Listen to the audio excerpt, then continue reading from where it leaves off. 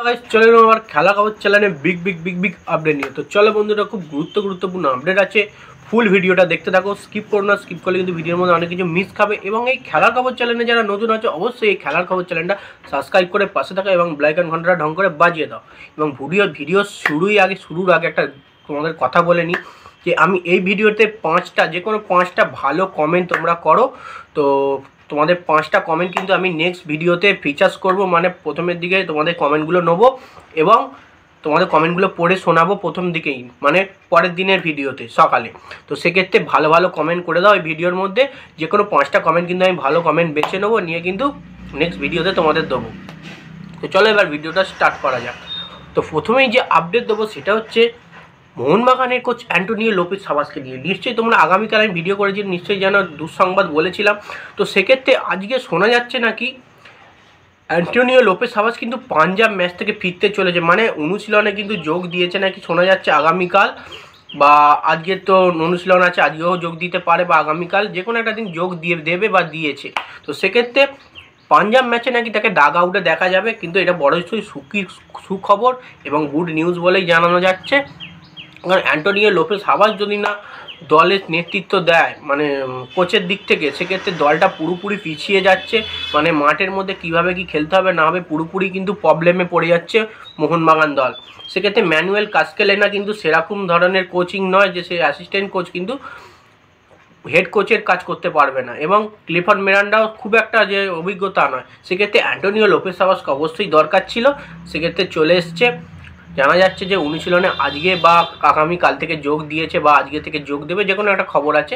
তো সেক্ষেত্রে পাঞ্জাব ম্যাচে কিন্তু অ্যান্টোনিও লোপেজ সাবাসকে পাওয়া যাচ্ছে। তো এটা কিন্তু বড়সড় একটা গুড নিউজ বলেই ধরা হচ্ছে। অ্যান্টোনিও লোপেজ সাবাসকে কিন্তু খুবই দরকার ছিল। এবার যে আপডেটটা দেবো খুব গুরুত্বপূর্ণ আপডেট সন্দেশ জিঙ্গানকে নিয়ে। এফসি গোয়া বর্তমানে খেলছে।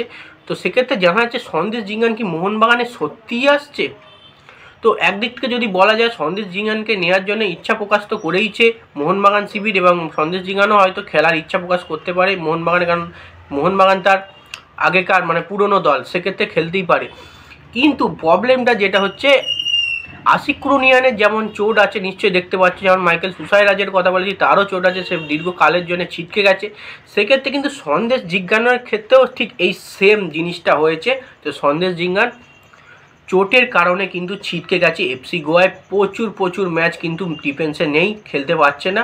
তো সেক্ষেত্রে মোহনবাগান টিমে যে সই করিয়েই যে এফসি গোয়া এই প্লেয়ারটা সন্দেশ জিঙ্গান যে মোহনবাগান থেকে প্রথম থেকেই খেলবে নেক্সট সিজনে, তার কোনো মানে নেই। তো সেক্ষেত্রে এখানে রিসেন্টলি যে আপডেটটা যে জানা যাচ্ছে মোহনবাগান কোনো চোট সমস্যাদায়ক প্লেয়ারের সঙ্গে কিন্তু চুক্তি করবে না।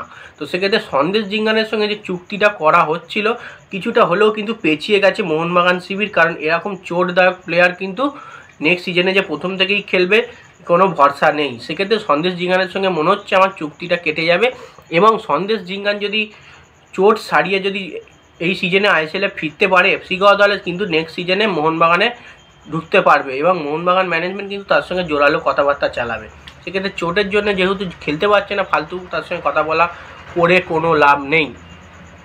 এবার যে আপডেটটা দিতে চলে এসেছি সেটা হচ্ছে হুগো বুমোসকে নিয়ে। তো মোহনবাগানের প্লেয়ার হুগো বুমোস এখন দাঁড়িয়ে জানা যাচ্ছে, মানে এখন কি প্রায় জানাই যাচ্ছিল যে হুগো বুমোস কিন্তু নেক্সট সিজনে মোহনবাগানে কামব্যাক করবে না, এবং মোহনবাগানে যদি কোচ চেঞ্জ হয়, অ্যান্টোনিও লোপেজ সাবাস যদি চেঞ্জ হয়ে যদি অন্য কোচ আসে, তো সেক্ষেত্রে সে কোচ যদি চায় হুগো বুমোসকে নিতে পারে, কিন্তু অ্যান্টোনিও লোপেজ সাবাস থাকলে কিন্তু মোহনবাগান টিমে ফেরার কোনো আশা নেই হুগো বুমোসের।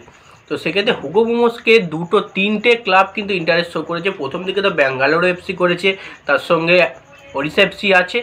তো এখন এসে জানানো যাচ্ছে যে আর একটা ক্লাব কিন্তু ইন্টারেস্ট শো করছে হুগো বুমোসকে নেওয়ার জন্য, সেটা হচ্ছে হুগো বুমোসের পুরনো club FC Goa. FC Goa হচ্ছে হুগো বুমোসের পুরনো ক্লাব। তো সেক্ষেত্রে হুগো বুমোস কিন্তু এফসিতেও যেতে পারে, এবং এফসি গোয়া নাকি হুগো বুমোসকে নেওয়ার দৌড়ে কিন্তু এখন পর্যন্ত 1 নম্বরে আছে যেটা জানা যাচ্ছে। তো সেক্ষেত্রে হুগো বুমোস যদি এফসি গোয়াতে যায়, এফসি গোয়া দল কিন্তু আরও শক্তিশালী হয়ে উঠবে এবং এফসি গোয়া শিবিরের জন্য গুড নিউজ হবে। তো এই ছিল আজকের আপডেট। আর যেটা প্রথমে তোমাদের কমেন্টে বলেছিলাম, প্লিজ কমেন্ট করে দিও 5টা কমেন্ট, ভালো 5টা কমেন্ট কিন্তু নেবো। তোমার পরের দিনের ভিডিও ফার্স্টেই ফিচার্স করে দেবো, তোমাদের কমেন্টগুলো পড়বো। তো যাই হোক, ভিডিওটা আজ এইটুকুই।